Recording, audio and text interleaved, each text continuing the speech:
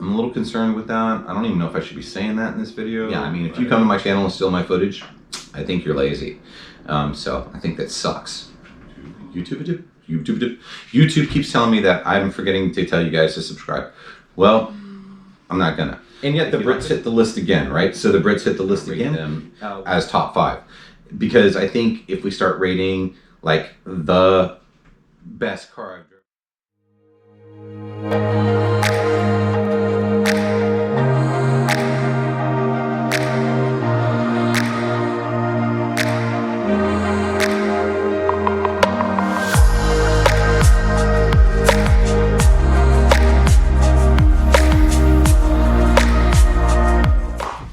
Good morning, my name is Jason Woods and welcome to Chasing the Apex. So I get this question a lot, right? And one of the questions I get is, I actually get a lot of questions, but one of the questions I generally get is, what is my favorite car I've ever driven? And I'm not gonna give you the answer to that. So what I'm gonna do though, is I'm gonna give you the top 5 cars that I've driven this year. So I gotta be clear, right? So in general, I'm gonna prefer the manual transmissions.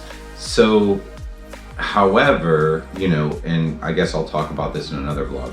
So after my stroke, if you like go back to the very beginning of the channel 2 years ago, you know, I had a stroke. I actually videotaped it right afterwards. It wasn't for attention. It was like to say, hey, look, I got this thing going on, so I can't film. But it turns out, like from the bottom of my knee down, currently, I can't feel it, which creates a problem for a dude that loves manual transmissions. But we're not going to get into that. But we're going to get into the, like literally the top 5 cars that I've driven this year. Now in that, they're not all manual transmissions. So this should be interesting. I mean, I don't know where to go with this, because I mean, not everybody likes every video I put out. And sometimes you guys get like super angry at it. And they're not all, you know, $250,000 cars. But we're not here to talk about, like, what we're here to do is talk about the top 5 cars.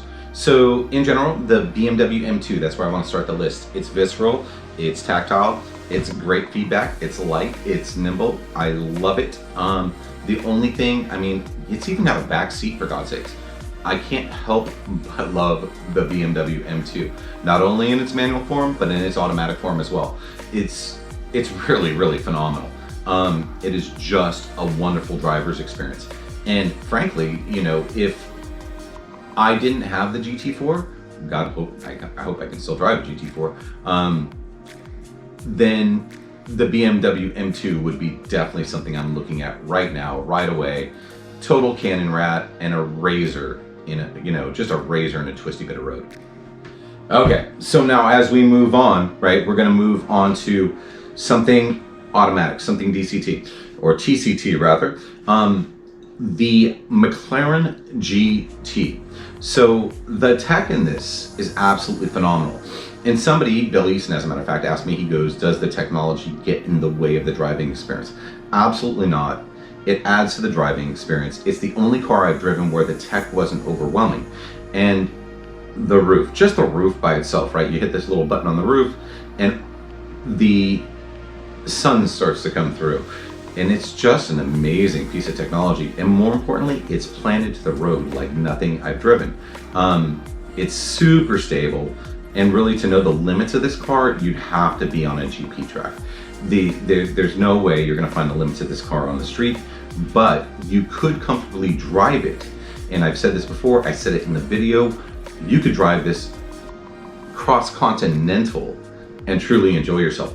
And I mean, it doesn't, I mean, it really sounds ridiculous, but $250,000 for this car doesn't sound like enough. I mean, out of every car I've driven thus far, if I had $250,000, that's where I'd be dropping it for sure.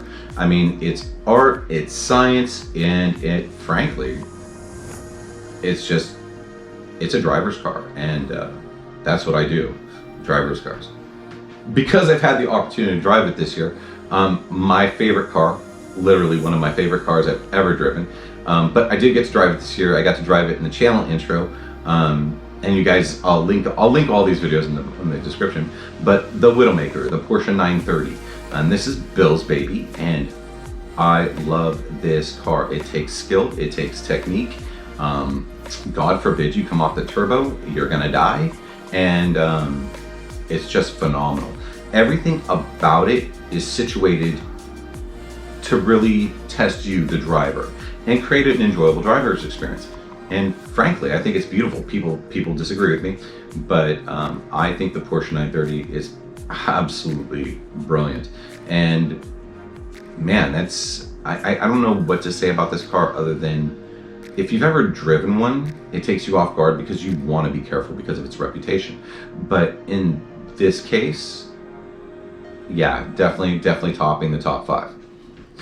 And yet the Brits hit the list again, right? So the Brits hit the list again with the McLaren 570S. So I had the opportunity to test that this year. And yet, I mean, I don't know what is up with McLaren. McLaren is like, you know, you're stepping into the matrix. It's like they plug things in the back of your head and the car just absolutely connects with you, and you know what's going on, and you can feel that right away. You can feel the connection between you and the driver, you know, and you know, it's not an exaggeration. I mean, you'll hear me say I love every car, but not every car do I immediately connect with. There are some cars I want more time with, you know, and I'll specifically request more time with. And there's some cars I'll take out and I connect with right away. It's like I stepped into the twilight zone. I'm immediately a part of this. And the 570S and the McLaren GT do that. They're absolutely just phenomenal vehicles. And, you know, my compliments to them. This is where the British do it again, right? The British throw away everything you think you know about driving, and they give you something just absolutely spectacular.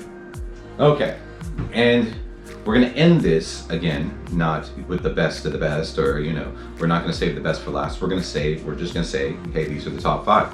But my GT4. So I love my GT4. It's visceral, it's tactile, much like the M2, but better. So some people complain the gearing's too high, but I think it's just right. You know, I think on a GP track, and I haven't taken it there for a dozen reasons, mostly because I'm too busy. I love that car. I just love this car. I love the fit and finish. I love the tactile feedback. I love the engagement of it. And frankly, for its money, it's hard to beat. You know, the reality is I don't know, I'm very much in love with that car. Now, going to that, I mean, I hope my leg, I don't spill coffee on me, let's start there. But I hope that, you know, overall, my leg heals and I can continue to drive it. So, I'm a little concerned with that. I don't even know if I should be saying that in this video, but I'm gonna go with it. So, I mean, everything else I say is straight, why not that? Now, this isn't a list of the top 5 cars I own. This is just a list of the top 5 cars I've driven this year, this calendar year, right?